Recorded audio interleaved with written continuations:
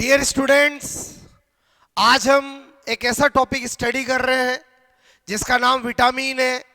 लगभग हर competition exam में इससे क्वेश्चन आता है। आज पूरा विटामिन, उनके केमिकल नेम, उनकी डेफिशिएंसी डिजीज, उनके सोर्स, सब कुछ याद करा दूंगा और लेक्चर के एंड में आपको 2 ट्रिक बताऊंगा जिससे आपको सभी विटामिन के केमिकल नेम सेकंडों में याद हो जाएंगे। ओके, तो स्टार्ट करते हैं।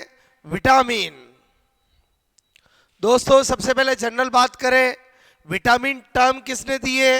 तो फंक ने दिए। विटामिन की खोज करता भी पूछे तो फंक है। विटामिन कार्बनिक यौगिक होते हैं, ये भी एग्जाम में पूछा जाता है। विटामिन इनऑर्गेनिक कंपाउंड होते हैं या ऑर्गेनिक? तो ऑर्गेनिक कंपाउंड होते हैं। विटामिन की सूक्ष्म मात्रा में, बोलो माइक्रो अमाउंट में, प्रतिदिन एवरीडे हमारी बॉडी को इसकी आवश्यकता होती है। मतलब हमारी बॉडी में विटामिन का संश्लेषण नहीं होता है तो हमें फूड इनटेक के थ्रू हमें विटामिन, सारे विटामिन एवरीडे सूक्ष्म मात्रा में लेने आवश्यक होते हैं। जो हम भोजन इनटेक करते हैं उससे हमारी पूर्ति होती है। तो शरीर में विटामिन का संश्लेषण नहीं होता है। लेकिन एक अपवाद स्वरूप एक्सेप्शन पता होना चाहिए कि विटामिन डी का सूर्य की प्रकाश की उपस्थिति में हमारी त्वचा द्वारा संश्लेषण होता है। कभी भी एग्जाम में पूछा जाए कि त्वचा द्वारा सूर्य के प्रकाश की उपस्थिति में किस विटामिन का संश्लेषण होता है, तो विटामिन डी आंसर होगा उसका। ओके, तो ये जनरल बातें करी।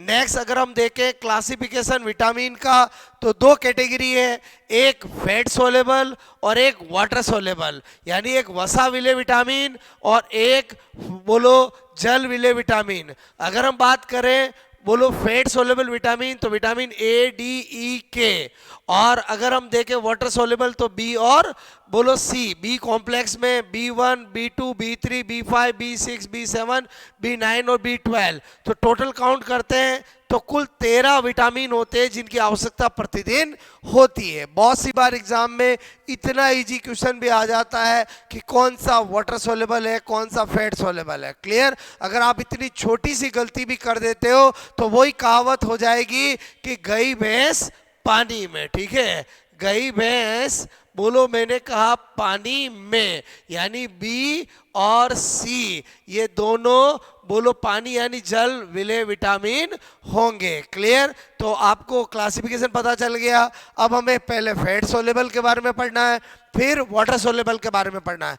दोस्तों, कभी भी किसी भी विटामिन के बारे में सबसे पहले 2 इंफॉर्मेशन तो पक्का याद होनी चाहिए। एक तो उसका केमिकल नेम क्या है और एक उसका डीडी यानी डेफिशिएंसी डिजीज, कमी से होने वाले रोग पता होने चाहिए। अगर कोई स्पेसिफिक सोर्स है या कोई स्पेसिफिक नेम या पॉइंट है वो भी आपको उससे पता होना चाहिए। तो हम उसी पॉइंट ऑफ से स्टडी कर रहे हैं। विटामिन ए रेटिनॉल या रेटिनेल, और इसकी कमी से एक होता है रतौंधी, नाइट ब्लाइंडनेस, और एक जीरोप्थेल्मिया। इस रतौंधी के अंदर रात में साफ दिखाई नहीं देता है और जीरोप्थेल्मिया के अंदर कॉर्निया में ड्राइनेस आ जाती है। क्लियर?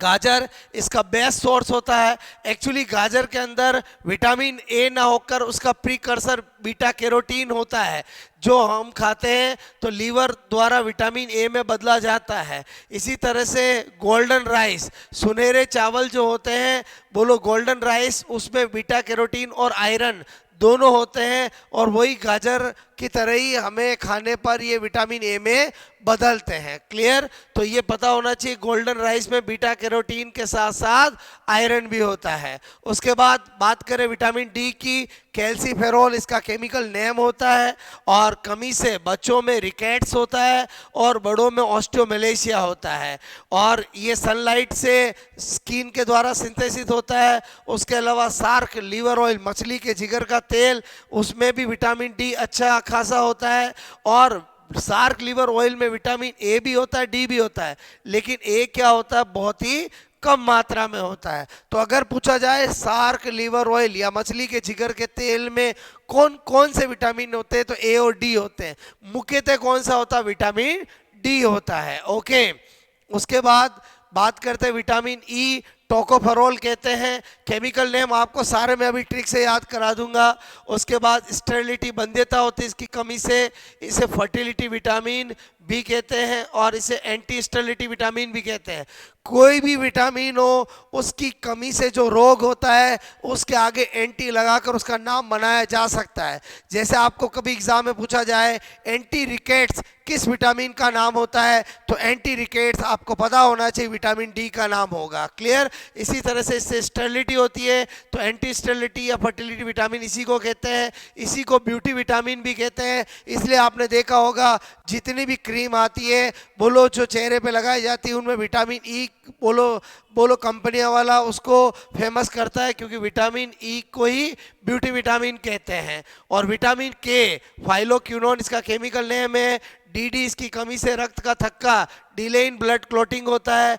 क्यों होता है, क्या रोल है, तो विटामिन के की प्रेजेंस में लीवर प्रोथ्रोम्बिन का निर्माण करता है। क्लियर? आपको पता होना चाहिए ब्लड क्लॉटिंग की मैकेनिज्म में प्रोथ्रोम्बिन जो होता है वो सेकंड स्टेप में जरूरी होता है, क्योंकि तभी वो होगा तभी थ्रोम्बिन में बदलेगा। तो इसका मतलब हुआ कि विटामिन के की कमी हो गई तो प्रोथ्रोम्बिन का संश्लेषण स्लो हो गया, तो रक्त का थक्का जमना भी स्लो हो गया। तो विटामिन के का रोल ब्लड क्लॉटिंग को डिले करने में कहाँ होता है, आई होप आपको समझ में आया होगा। तो दोस्तों हमने बोलो फैट सोल्युबल विटामिन के सारी कैटेगरी स्टडी की है। अब हम बात करते हैं जल विलेय विटामिन। जल विलेय विटामिन में एक विटामिन बी कॉम्प्लेक्स आता है, एक विटामिन सी आता है। पहले विटामिन बी कॉम्प्लेक्स की बात करते हैं। अगेन चार्ट में बता रहा हूँ, विटामिन बी1 इसका केमिकल नेम होता है थायमीन। स्पेलिंग ध्यान रखना है THIAMINE, क्योंकि थायमीन जो ये वाला होता है ये नाइट्रोजन बेस होता है। क्लियर? जो कि डीएनए का स्पेसिफिक होता है। तो कभी भी आपको थायमीन दे तो ये देखना है कि थायमीन कौन सा है। ओके, विटामिन जैसी फीलिंग्स आएगी, बोलो वो कौन होगा, बोलो विटामिन होगा। बेरी बेरी इसकी कमी से होता है, जिसके अंदर लॉस ऑफ एपेटाइट, भूख नहीं लगती है। ओके, तो आई होप आपको विटामिन बी1 समझ में आया होगा। केमिकल नेम अभी ट्रिक से बता दूंगा, बी2 राइबोफ्लेविन बोलते हैं। चिलोसिस रोग होता है। क्या होता है कि जिसके भी ये लिप्स होट होते हैं उनके ये जो कॉर्नर होते हैं यहाँ अक्सर कट लगता है, इसका मतलब विटामिन बी2 की कमी है। इसी को चिलोसिस कहा जाता है। विटामिन बी3 का केमिकल नेम नियासिन होता है। ओके, और या निकोटिनिक होता है, और इसकी कमी से पेलाग्रा रोग होता है। पेलाग्रा रोग बोलो को 3D या 4D डिजीज भी कहते हैं, क्योंकि जो भी व्यक्ति को पेलाग्रा रोग होता है उसमें धीरे धीरे पहले डर्मेटाइटिस होता है, त्वचा रूखी होने लगती है, पपड़ियों की तरह उतरने लगती है, फिर अगेन डी उसको धीरे धीरे डायरिया होने लगता है, और फिर उसको डिमनेशिया थोड़ी यादाश्त कम हो जाती है, तो इसलिए 3D कहते हैं। और बोलो लेटर ऑन उसकी डेथ भी हो जाती है, इसलिए कुछ 3D और कुछ 4D मानते हैं। क्लियर? पेलाग्रा रोग बोलो किस विटामिन से होता है, विटामिन बी3 की कमी से होता है। तो एंटी पेलाग्रा कौन सा विटामिन हुआ, नियासिन बोले या विटामिन बी3 बोले, एक की बात होता है। विटामिन बी5 की बात करें, पेंटाथिनिक इसको इसका केमिकल नेम होता है डर्मेटाइटिस, वही स्किन का रुका होना। और विटामिन बी6 को पायरोडॉक्सिन कहते हैं। नर्वस रोग, चक्कर आना, झीमस लाना, ये इससे होता है। उसके बाद विटामिन बी7 की बात करें, बायोटीन, लॉस ऑफ हेयर, बालों का गिरना, इसीलिए विटामिन एच भी कहा जाता है। विटामिन 9 की बात करें, फॉलिक एसिड, और इसकी कमी से मैक्रोसाइटिक एनीमिया होता है। तो दोस्तों मैं यहाँ पर आपको इसका मीनिंग बताना चाह रहा हूँ। ये आरबीसी होती है जिसकी सामान्यतः साइज 7.5 माइक्रोन होती है। अगर आयरन की कमी हो जाती है तो इसकी साइज घट जाती है, छोटी हो जाती है, जिसको हम माइक्रोसाइटिक क्या बोलते हैं, बोलो माइक्रोसाइटिक एनीमिया। और अगर फोलिक एसिड की कमी होती है तो साइज बढ़ जाती है, जिसको मैक्रोसाइटिक एनीमिया कहते हैं। आपको पता होना चाहिए कि माइक्रो या मैक्रो एनीमिया बोलो दोनों ही कंडीशन सही नहीं होती है। स्पेशली प्रेग्नेंट लेडी के अंदर कभी एनीमिया नहीं होना चाहिए, इसीलिए डॉक्टर प्रेगनेंसी में फॉलिक एसिड और आयरन की टैबलेट चलाते हैं। क्लियर? ताकि इन दोनों की कमी नहीं होनी चाहिए, एनीमिया ये दोनों टाइप का नहीं होना चाहिए। तो फॉलिक एसिड या विटामिन बी9 की कमी से होने वाले एनीमिया को क्या कहते हैं, मैक्रोसाइटिक एनीमिया। आरबीसी की साइज बढ़ जाती है। फिर है विटामिन बी12, साइनोकोबालामीन कहते हैं, सबसे ज्यादा कंपटीशन एग्जाम में पूछा जाता है। साइनोकोबालामीन यानी कोबाल्ट धातु इससे संबंधित होती है, और पर्निशियस एनीमिया इसकी कमी से होता है। और पर्निशियस एनीमिया के अंदर आरबीसी परिपक्व मैचुरेशन नहीं होता है। आई होप आपको ये विटामिन बी कॉम्प्लेक्स समझ में आया होगा। उसके बाद विटामिन सी की बात करते हैं।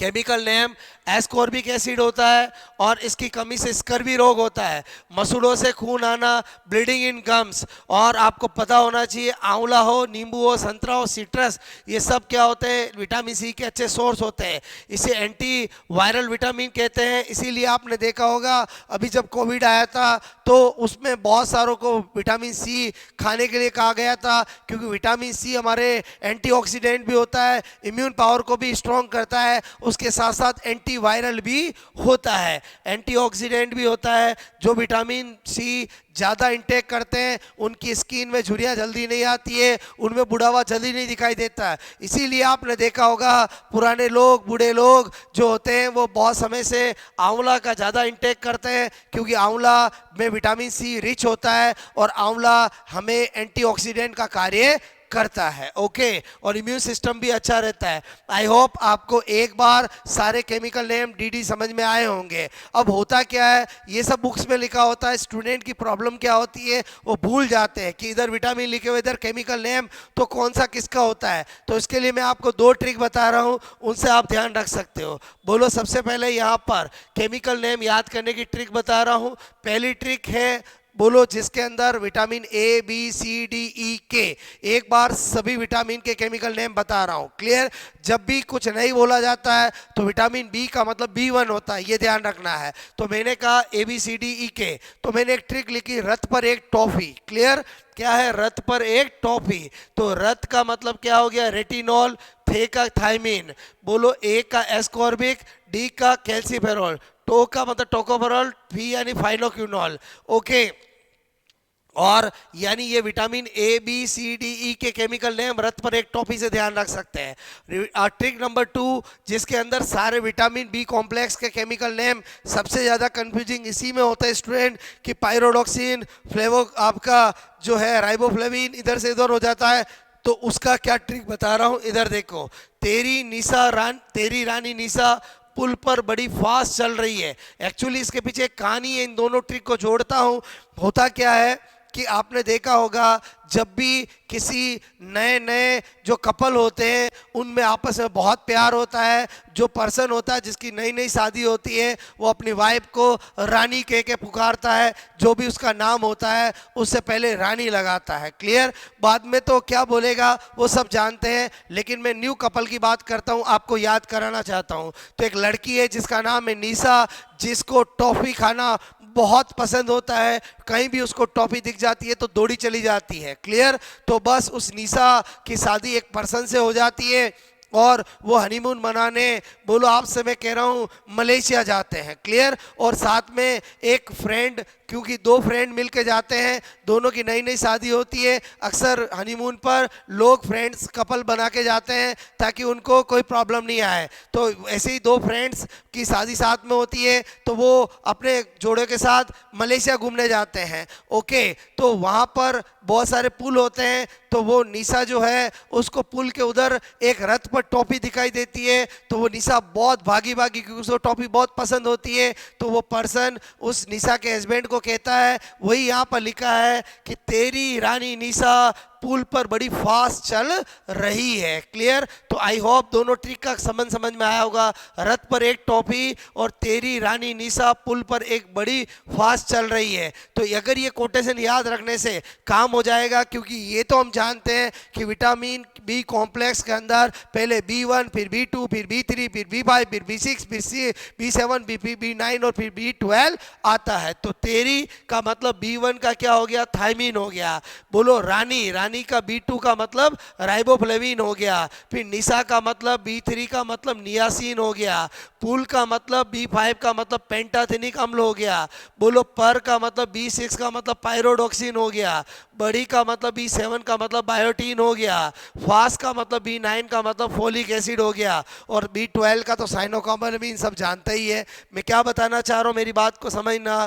तेरी रानी निशा पुल पर बड़ी फास्ट चल रही है, तो इसमें आपको कौन से विटामिन का नाम है, तो आपको पता है बी कॉम्प्लेक्स के अंदर पहला B1, तो तेरी का क्या हो गया, बोलो आपका थायमिन हो गया। फिर B1 के बाद B2 आता है, तो तेरी रानी का राइबोफ्लेविन हो जाएगा। फिर B3 यानी आपको पता चल गया तेरी रानी निशा का नियासिन हो जाएगा। आई होप आपको दोनों ट्रिक से सारे केमिकल नेम, जितने भी विटामिन के 13 विटामिन के केमिकल नेम मैंने याद करा दिए। बस क्या ध्यान रखना है, रथ पर एक टॉफी और तेरी रानी निशा पुल पर फास्ट चल रही है, आपका काम हो जाएगा। क्लियर? आई होप आपको मैंने रैपिड फास्ट विटामिन टॉपिक को रिवाइज करा दिया है। अक्सर इसे क्वेश्चन आ जाता है, तो कभी भी आप इसको 15 मिनट में रिवाइज कर सकते हैं और अपने टॉपिक विटामिन को क्लियर कर सकते हैं। आई होप आपको ये लेक्चर जरूर पसंद आया होगा। कमेंट्स करके जरूर बताएं मुझे, और इसी तरह से बायोलॉजी को पढ़ते रहें